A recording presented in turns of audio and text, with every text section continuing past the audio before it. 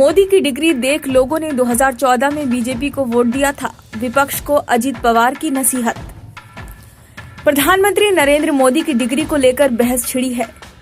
दिल्ली के मुख्यमंत्री अरविंद केजरीवाल ने पीएम मोदी की डिग्री मांगी थी।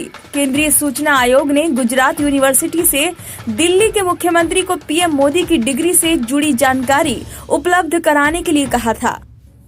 गुजरात यूनिवर्सिटी ने इस आदेश के खिलाफ गुजरात हाईकोर्ट का रुख किया। हाईकोर्ट के जज जस्टिस बीरेन वैष्णव ने दिल्ली के सीएम पर 25,000 रुपए का जुर्माना लगा दिया था।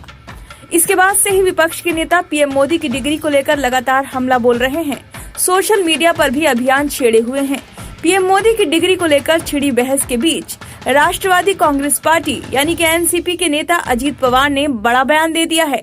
उन्होंने साल 2014 के आम चुनाव में भारतीय जनता पार्टी की जीत के लिए नरेंद्र मोदी के करिश्मे को श्रेय दिया है।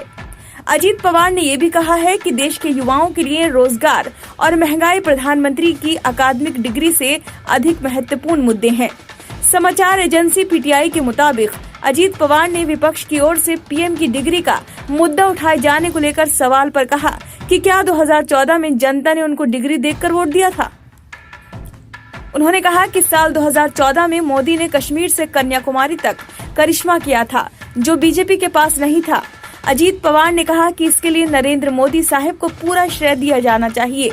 उन्होंने कहा कि डिग्री का क्या है, हमारे लोकतंत्र में संसद के भीतर बहुमत महत्वपूर्ण है। जिसके पास 543 सीटों में बहुमत है वही चीफ रहेगा। राजनीति में डिग्री की जरूरत नहीं।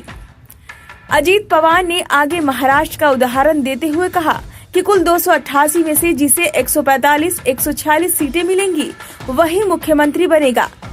उन्होंने कहा कि मेडिकल सेक्टर में प्रैक्टिस करने के लिए व्यक्ति को एमबीबीएस या कोई समकक्ष डिग्री चाहिए होती है, लेकिन राजनीति में ऐसा कुछ नहीं है। महाराष्ट्र विधानसभा में विपक्ष के नेता ने कहा कि नरेंद्र मोदी 9 साल से देश का प्रतिनिधित्व कर रहे हैं। उन्होंने कहा कि बेरोजगारी और महंगाई अधिक महत्वपूर्ण मुद्दे हैं। अजीत पवार ने यह भी कहा कि घरेलू गैस सिलेंडर और अन्य जरूरी वस्तुओं की कीमतें आसमान छू रही हैं। इस पर कोई भी व्यक्ति चर्चा करना नहीं चाहता।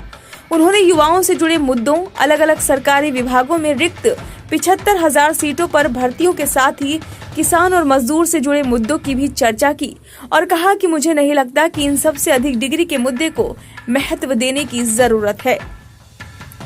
गौरतलब है कि अजीत पवार का ये बयान ऐसे समय में आया है जब उन्हीं की पार्टी के गठबंधन सहयोगी उद्धव ठाकरे के नेतृत्व वाली पार्टी के राज्यसभा सांसद संजय राउत ने भी डिग्री मामले में पीएम को घेरा था। संजय राउत ने कहा था कि प्रधानमंत्री को अपनी अकादमिक योग्यता के संबंध में जानकारी देने के लिए आगे आना चाहिए। उन्होंने तंज करते हुए ये भी कहा था कि पीएम की डिग्री को संसद भवन के प्रवेश द्वार पर लगा देना चाहिए।